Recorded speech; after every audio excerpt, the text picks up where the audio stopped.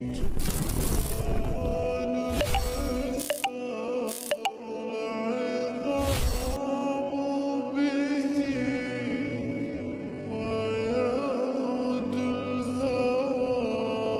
رات آئے گی قیامت کے قریب جو 3 راتوں کے برابر ہوگی، تو لوگ پریشان ہو جائیں گے، بچے عورتیں چیخنے لگیں گی کہ سورج کدھر ہے، سورج کدھر ہے۔ تو 3 راتوں کے یعنی 12 36 گھنٹے کے بعد سورج مغرب سے نکلے گا اور سرخ پیلا تھوڑا سا اوپر جائے گا اور پھر غروب ہو جائے گا۔ تو شیطان ایک دم سجدے میں گرے گا، کہے گا یا اللہ آج جس کو بھی تو کہتا ہے میں سجدہ کرنے کو تیار ہوں۔ تو اس کے چیلے پوچھیں گے کہ استاد جی یہ آپ کیا کہہ رہے ہیں؟ کہیں گے یہ میرے مرنے کا سب سے پہلا سائن آ گیا ہے، لیکن اس وقت توبہ بند ہو جائے گی۔ جو کفر پر ہے وہ اسلام اس کا قبول نہیں، اور جو توبہ کرنا چاہے اس کی توبہ قبول نہیں۔ پھر تھوڑی دیر کے بعد سورج مشرق سے نکلنا شروع ہو جائے گا۔ اس واقعے کے کچھ عرصے کے بعد صفا پہاڑ جہاں ہم صحیح کرتے ہیں، حالانکہ وہ چھپ چکا ہے، تو یہ اللہ کے نبی نے فرمایا میں دیکھ رہا ہوں کہ ایتھوپیا، جس کو عربی میں حبشہ کہتے ہیں، حبشہ کا ایک کالا آدمی پتلی پنڈلیوں اور ٹیڑھی پنڈلیوں والا، کیا میرے نبی کی نظر ہے، وہ بیت اللہ کا ایک ایک پتھر توڑ کے گرا رہا ہے۔ پہلے یہ ہوگا،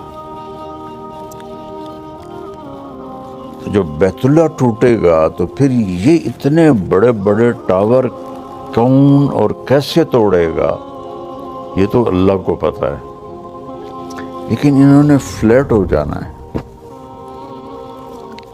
یہاں کتے پیشاب کریں گے، میرے نبی نے فرمایا مدینہ انسانوں سے خالی ہو جائے گا، مکہ انسانوں سے خالی ہو جائے گا۔ گزرنے والے قافلے کہیں گے یار لگتا ہے یہاں کبھی آبادی ہوگی۔ ابھی آپ اس آبادی کو دیکھیں، پھر حجم آبادی کو دیکھیں، اور پھر آپ میری بات کا تصور کریں تو آپ کہیں گے یہ تو ایسے ہی مولانا صاحب بات کر رہے ہیں، اور میں اللہ کے نبی کی آپ کو سنا رہا ہوں کہ گزرنے والے لوگ کہیں گے یار لگتا ہے یہاں کبھی کوئی لوگ رہتے ہوں گے، لوگ رہتے ہوں گے۔ تو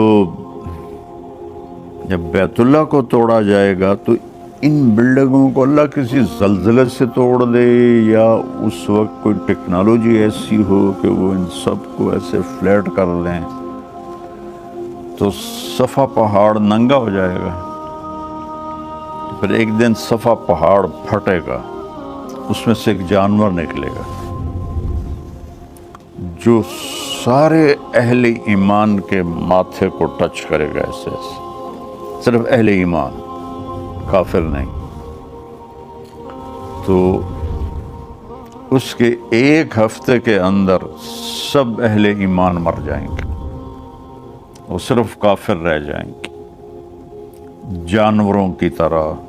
یتہارجون تہارج البہائم، وہ سڑکوں پہ اس طرح فحاشی کریں گے جیسے جانور فحاشی کرتے ہیں۔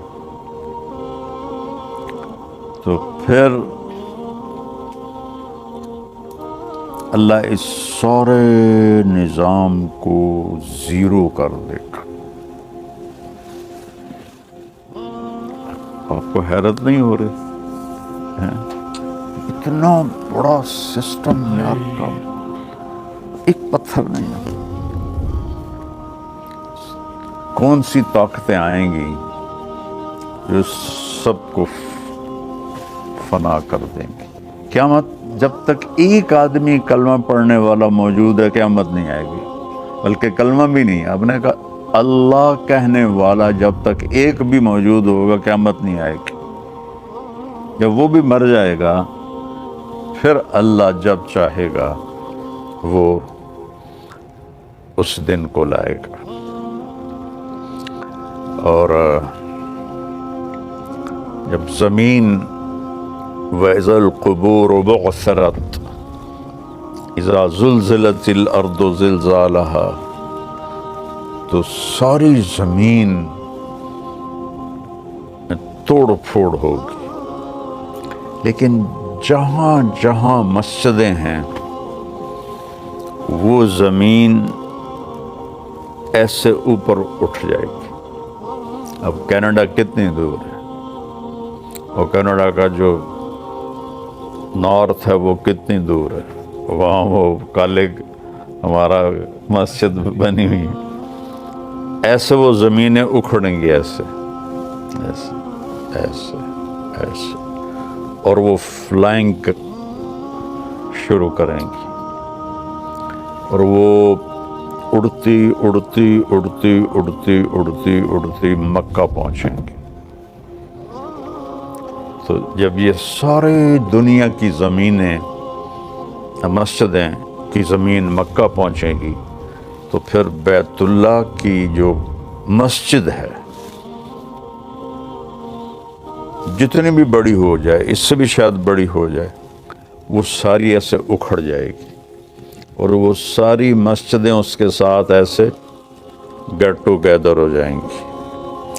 پھر وہ وہاں سے فلائنگ کریں گی اور مسجد نبوی پہنچیں گی۔ یہاں تو کچھ بھی نہیں ہوگا، اور بیت اللہ کا بھی کہ وہ جگہ ہوگی، بیت اللہ تو کوئی نہیں ہوگا۔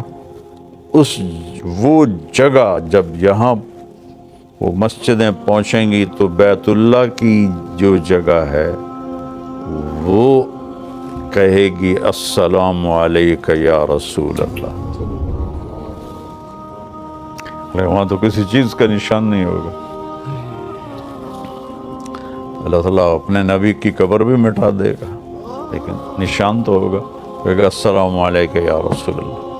پھر مسجد نبوی بھی اکھڑ جائے گی، اور پھر یہ ٹریول کریں گے مسجد اقصیٰ کی طرف۔ آسمان کا جو دروازہ ہے وہ مسجد اقصیٰ کے اوپر ہے۔ دیکھنا اپنے نبی کو مکہ سے نہیں اوپر لے گئے اللہ تعالیٰ، مسجد اقصیٰ لے گئے، وہاں سے پھر اوپر لے گئے۔ تو پھر یہ ساری مسجدیں، بیت اللہ، مسجد نبوی، باقی مسجدیں مسجد اقصیٰ پہنچیں گی جو اس وقت فلسطین میں ہے، پھر وہ اکھڑے گی، پھر ان سب کو اٹھا کر اللہ جنت میں ڈال دے گا، اور باقی سمندروں میں آگ لگ جائے گی۔ پھر کتنے سمندر ہیں، ان میں جب آگ لگے گی تو وہ کیا منظر ہو،